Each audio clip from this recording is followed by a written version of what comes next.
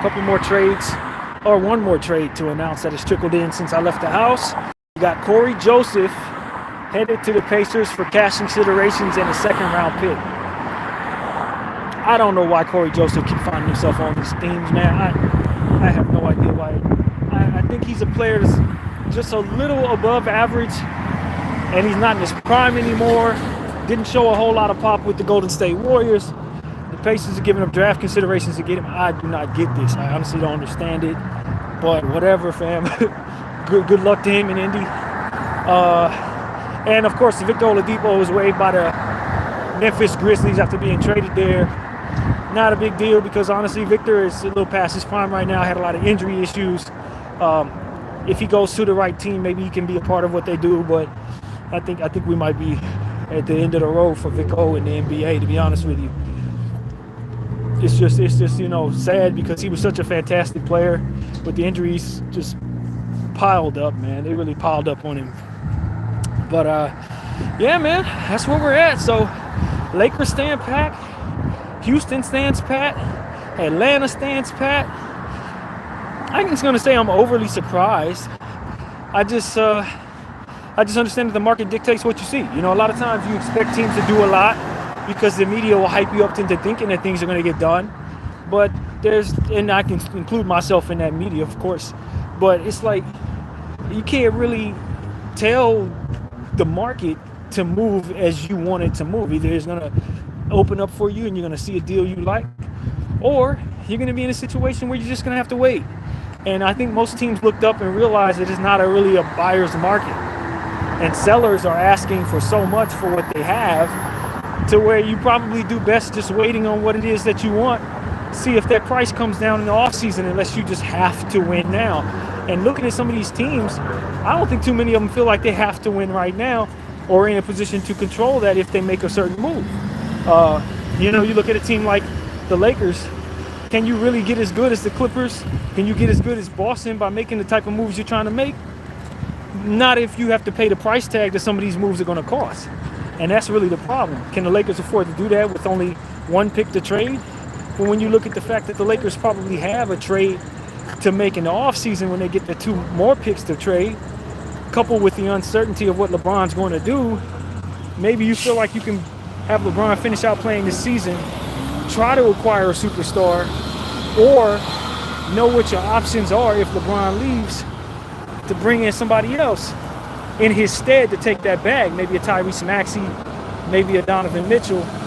That way, you're not giving away the pieces that help you get that player at that time for a team that may not be good enough to win right now, may not be good enough to beat the Clippers any damn way. So that's what I'm looking at. I think that's why the Lakers still packed today at trade deadline. And as a Laker fan, I just hope they know what they're doing. That's going to be my attitude in regards to this. I just hope you know what you're doing, because if you let LeBron James walk, it could be really bad for you. If you put yourself in a position to where D'Lo walks, it could be bad for you. Or if he opts in and he's injured, it could be bad for you. So it's a lot of stuff that, you hope the Lakers know what they're doing. But we do feel good about D'Lo specifically and how well he's been playing. We feel great about the fact that we didn't trade Max Christie. Very happy about that. Feel good about not moving Rui Hachimura or Austin Reeves. These are things that you wanted not to do if you're a Laker fan, unless you were bringing back something you absolutely love. Some of that stuff that was on the trade market, nah. Royce O'Neal, nah, not having to give up those type of things. Dorian Finney-Smith, probably not for what it is we were looking at. Now, of course, there's still more deals that could trickle in that may have made it in at the buzzer. But I think we're pretty much done now as regards to the Lakers. I think the report is that the Lakers are not doing anything, and I think it's safe to believe that at this point. So I'm content. I'm not going to sit up here and say I'm excited about not improving. I think the opportunity to improve in the buyout market could be a real thing. Spencer Dinwiddie's a guy from LA, with him looking as if he's going to be waived. I think the optimism is that maybe we can bring him in and add him to our guard rotation. I think that would help us a lot. Who else will be waived? I don't know. I imagine Marcus Morris could be released as well from the San Antonio Spurs since going there. And there's probably some other names that I'm not thinking of as well that are likely going to be moved because they're not in win-now situations and they're win-now pieces. So You know, I think it's very curious to see Spencer Dinwiddie at $20 million getting released, because it makes you wonder if other players at a similar price range who might be in that same situation could be released as well. It's very curious to me. I didn't see Tobias Harris get moved by the Philadelphia 76ers. I think that's interesting as well, because he is expiring, and I don't know if they're going to re-sign him, and if they do, they may have to overpay to do so. You look at Buddy Hield going to the Philadelphia 76ers. That's interesting to me, just given the fact that I don't know how win-now Philly is. When you consider Joel Embiid could be out for the season, what does their team look like? Did they get better? I don't know. I'm not going to sit up here and say I'm certain they are better than they were before the trade deadline, or that they couldn't have done some other things to make themselves even better. When you consider they move on from Patrick Beverley, bring in campaign, yeah, you know what I mean? Move on from Jaden Springer, bringing back picks. Yeah, you know what I mean? It's just, Philly looked like they got a little worse, but without an actual direction. And so I would be a little worried about that if I'm a Philly fan, in the sense that they didn't feel like they had a whole lot of direction with what they did. They brought in Buddy Hield, but I don't think they brought him in to move the needle per se. He was going to help him shooting, but not like you would ultimately have hoped the Philadelphia 76ers would have done in this very strange win now not space, almost like Memphis' space. If Joel's gone, you know, they're almost in the same position as Memphis, to where you got to figure out exactly where you're headed without your big guys for the rest of the season. And can you do some things around the margins that make you better? I'll tell you a team that's really interesting to me. The Golden State Warriors didn't do anything. That's interesting to me. Well, they did just move Corey Joseph for a second-round pick, but you know what I'm trying to say. They didn't do anything. That's very interesting to me, because they were a team who could afford to get better. And unlike the Lakers, in my humble opinion, they don't really look like there's a chance that their team could overachieve to being much better than what they are. Granted, Jonathan Kuminga's been a great. Podziemski's been playing very well for the season. You know, they found some stuff there. But if you ask me, the Golden State Warriors would have benefited greatly from making a move that could have shaken some things up. At least move Wiggins or something like that, to try to make their team a bit more flexible, maybe, so that they won't have some of the issues that they ultimately have without being good enough. You know, Chris Paul's still on contract. He's not at a price tag that makes any sense for them based on his injury history, current injury status. This is a lot of stuff that comes with the situation that just makes you wonder, what exactly is the Golden State Warriors' plan? Are they going to be good enough to win? If not, are they not just holding on to legacy status for no reason? You know, it's like, okay, we legends, we got legends. Okay, but can you win with those legends? Or are they just guys who are going to be like Klay Thompson, moving out of the way for young guys to step in a space where they're not very happy with that? You know what I mean? So that's what I'm curious about in regards to the Warriors. I just don't think they did enough. I think they would have been happy if they did. Hey, Brian, what's going on? Go Lakers, man, for sure. You know how I get down. It's Lakers for life.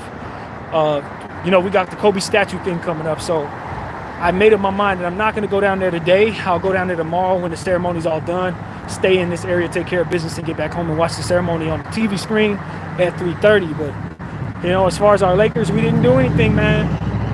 I don't feel bad about that. I just hope we know what we're doing. That's all I got to say about the Lakers. I hope we know what we're doing.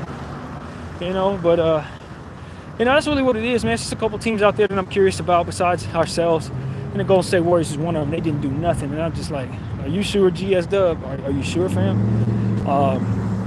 But I know they're happy they kept Kuminga with the way he looks like he's developing rather quickly with the minutes given. I think they'll be happy with them. So, you know, with us, I didn't see the Clippers move P.J. Washington. Not surprised there. Like I told y'all in a video earlier, I was rather harsh about PJ, but I just don't think there's a market for PJ. He might be somebody who might be able to be used in a buyout market, but to be honest with you, I don't think he's going to have a market, really. If he ends up on the team that he wants to go to, he probably ain't going to play time. Minnesota, I thought they could have did a little more too, man. I thought Minnesota could have did a little more. You bring in Monte Morris, you get rid of 3 pieces, 1 second-round pick, Troy Brown. They moved off of Shake Milton. I didn't like that. Maybe I'm not as high on Monte Morris as most people, But I got Monte Morris somewhere in that conversation with Corey Joseph.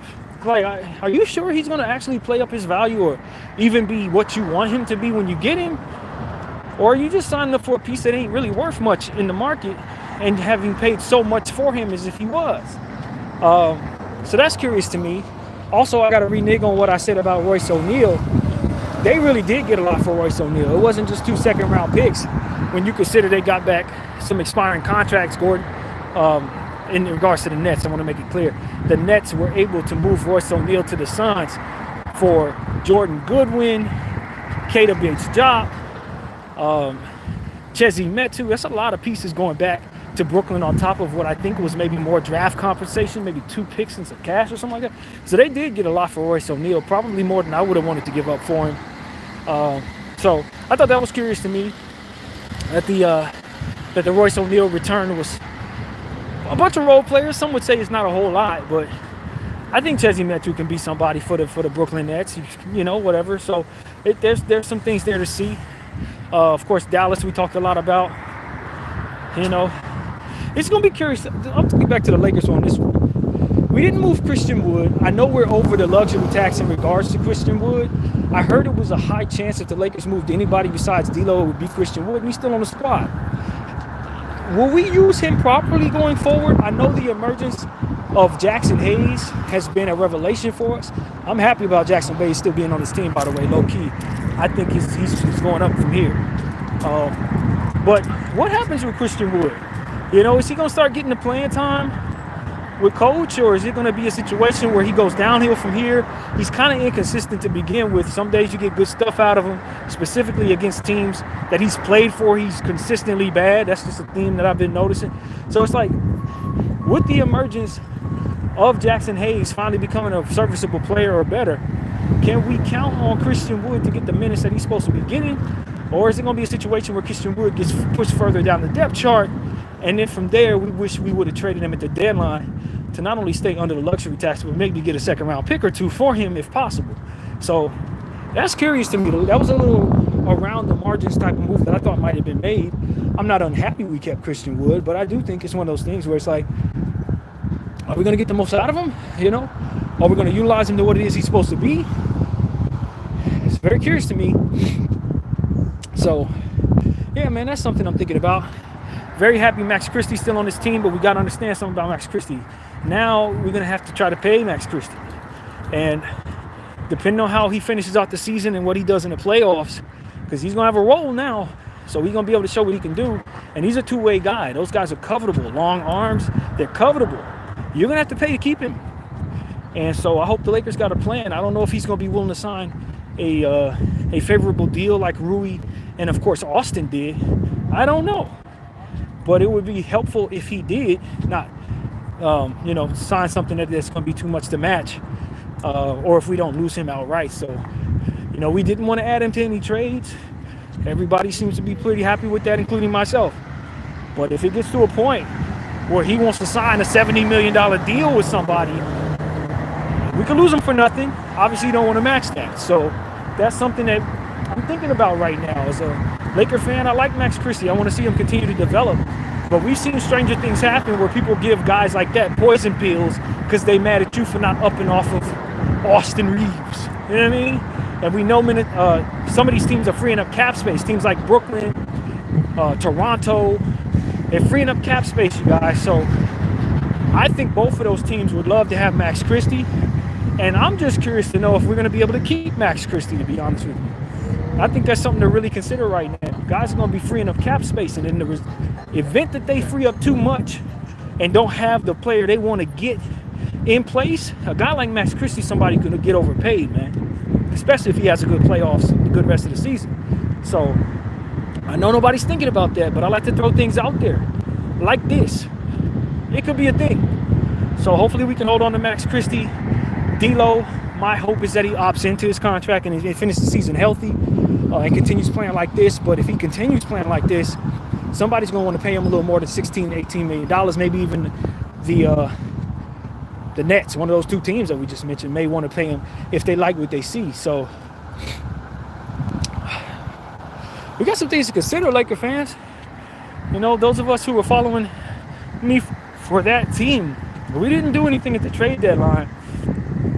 I think that was not about whether or not we felt we were willing to make a move. It was more so about the price tag on everything we wanted being too damn much. And so that's really what it's about. It's just making sure that you don't put yourself in a position to not be all right. You know what I mean? As a team, you want to be good enough in your situation to more or less say, yes, I stood pat, and it would have been a worse deal if I would have done anything that was on the table for me to do.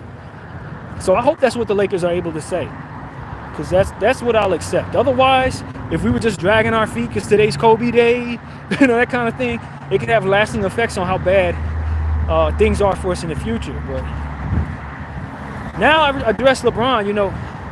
If you're going to go play with your son, man, I support that. I want that for you. I really do. But we didn't trade you, man.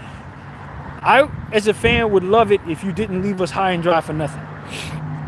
Maybe if there's a world where you can do a sign and trade, if you want to go to a certain team, I don't know how possible something like that would be. But I would love LeBron to give us, if not throw us a bone in regards to re-signing with us, make sure that we get right on the back end, man, and give us some favor in some areas that maybe are under the table. I don't know. I'm not asking for nothing illegal, but if we're going to lose half of our damn value just so that we can respect you, it's important that we don't regret it. And that's what I'm saying to the Kings. So, I like LeBron. I'm glad we didn't trade him in the grand scheme of things, so long as it's not a massive risk to our overall future, man. And that's what I was worried about. Is it going to be a risk to our overall future?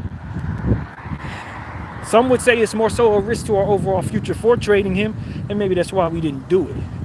But in the end, I know what I'm looking at. It's an expiring contract, or whether an opt-out clause and incentive to opt out that has nothing to do with basketball.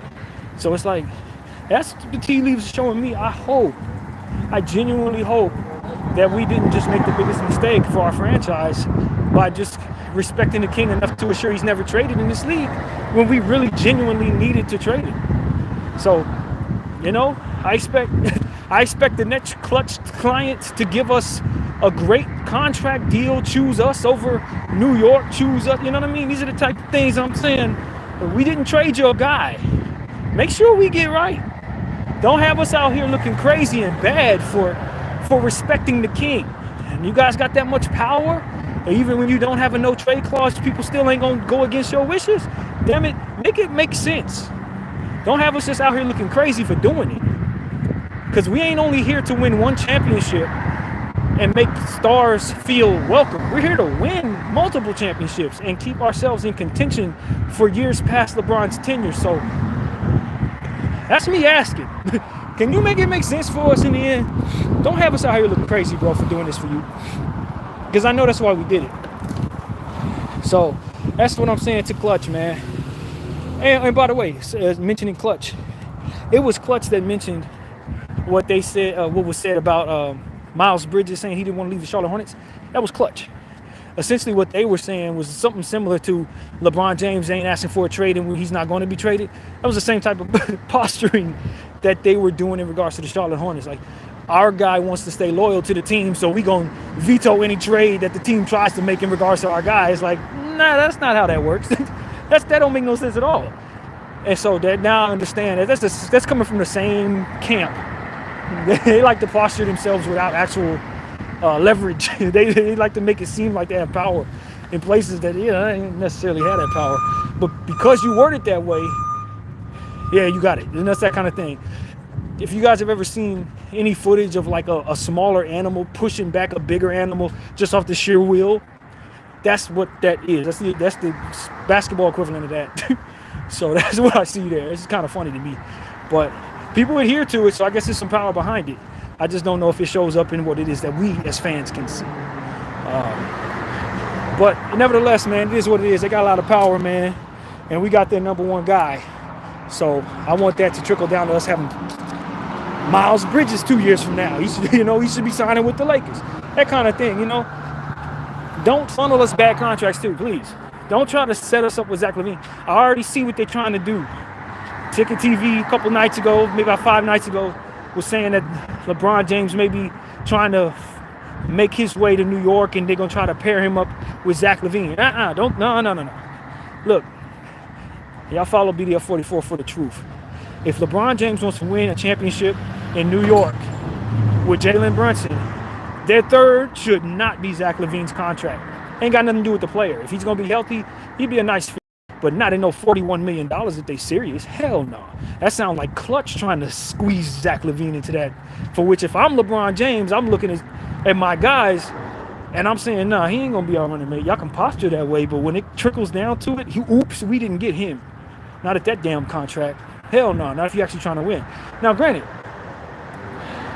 they have the picks and the equity to make it so that they can fall back on that contract.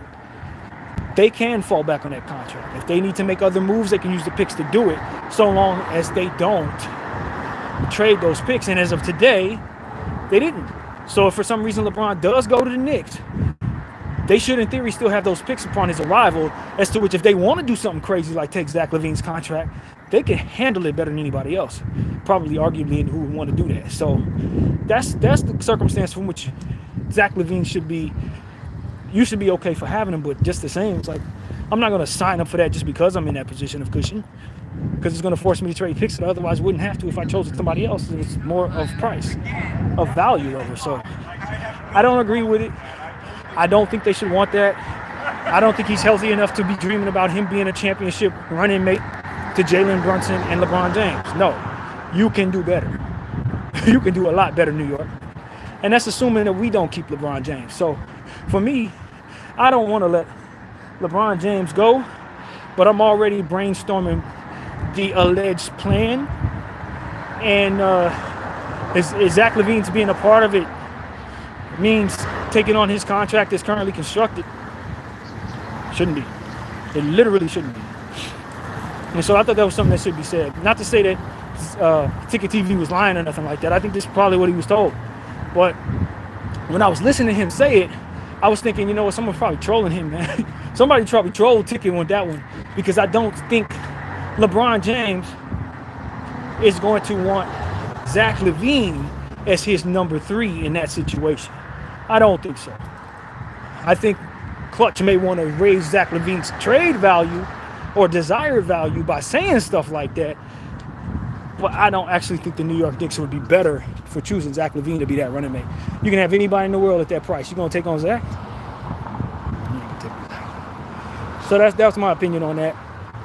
Yeah, man. That's pretty much what I gotta say. I'm almost where I need to be. I'm enjoying being on live with you guys, man. I appreciate everybody who's tapping in with me. It makes it easier for me to just do these videos without having to worry about upload speed. So, you know, no real news right now. I'm gonna go check in and see if there's anything else that has trickled down. But seems like some of the teams that you thought they were gonna do the big stuff stood pat, man. They did nothing. And so that's cool to me, so long as everybody understands what it is that they're in for when they do so. Sometimes standing pat is the best thing to do. Sometimes nothing is something. Other times, nothing is a missed opportunity at being good enough to do what it is that ultimately you're here to do. So it's no perfect science to this. Sometimes everything can line up perfectly and still not work out for the simple fact that a guy got injured. And that kind of thing is a real thing. So you just got to be honest about that and let it be the case if that's what it's going to be. But I can cross here. At the end of the day, all things considered, I think certain teams did the right thing today in standing pat. And other teams who made moves, they should be proud of themselves, like Dallas and Detroit. I think they did good. So that's pretty much what I got to say, man. Let's go see if anything else trickled in. I really do doubt it, though. BDL 44, I thank y'all for watching.